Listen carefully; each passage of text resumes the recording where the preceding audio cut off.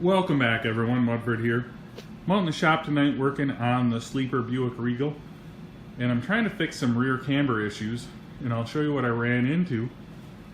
So this is exaggerated right now because the lug nuts are not on, but when I get down here lower, you can see that wheel is kicked out, and that's the way it is really, but with the lug nuts off it's just making it worse.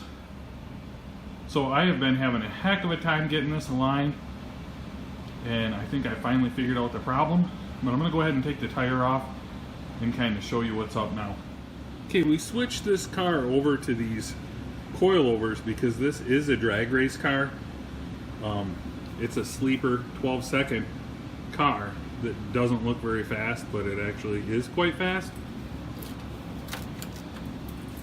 So being that it's a front-wheel drive car, we need the rear suspension to be as stiff as possible. So with these coilovers, I can set it so it doesn't squat at all in the back. So that's why I have these on, but that's the problem. I'm going to take these bolts out and show you what the problem is. So where the spindle bolts to the strut, I've got adjustable bolts in, and I can't get the bottom to move, and it's because of the shape of the spindle here, and it is actually touching the tube for the strut. So what I'm going to have to do is take this loose. What I'm going to do is do some grinding and slot these holes out a little bit also, and allow the bottom of the spindle to go in and the top to come out, and that will let the wheel set level and not have the top of the wheel kicked in like it is right now. So I'm just going to take these, I'm going to set the camera down now, and I'm going to take these two bolts out, and then I'm going to let you see what I'm talking about and show you what I'm going to do. Okay, here's what I was referring to. This is the bottom bolt, and you can see how much thickness there is there. So I can't really move that in any further because it's going to hit. You can see where it was touching right there.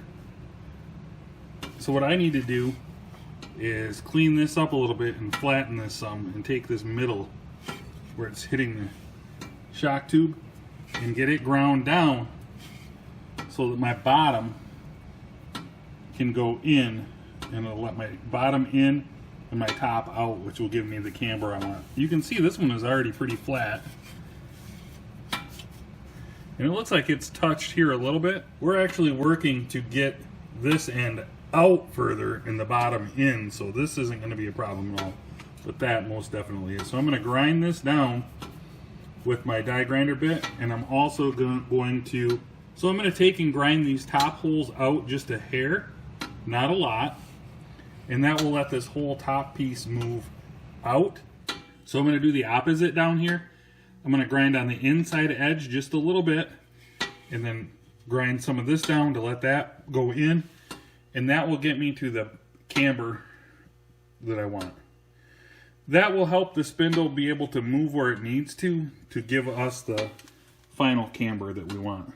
So I'm going to go ahead, I'll show you what I'm going to use, and then I will get started on that. It's going to be a lot of loud noise with the air compressor running and also a die grinder just screaming. So I'm going to go ahead and do that, and when I come back, you'll be able to see what I did. So here's what I'm using. It's just a little 1/4-inch Ingersoll Rand 90-degree die grinder, a little tungsten carbide bit. I've got a set of them, so I can try some different bits if I want. It's not really rocket surgery. This does have a little bit of aluminum.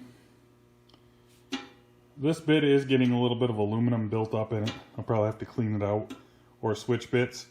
But I'm just going to go ahead and start grinding. Okay, you can see I took quite a little chunk off there that was rounded out. And I also notched it more in the middle.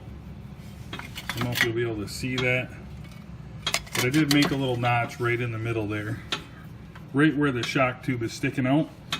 And then I also got those egged out, those egged in, And I'm going to go ahead and slip this back together, and then we'll take a look at this and see exactly how it stands for camber. So it's pretty close to right on 90 degrees there, which is a lot better than it was. It was like 4 degrees off, and I could notice the tires, tops of the tires were in quite a bit.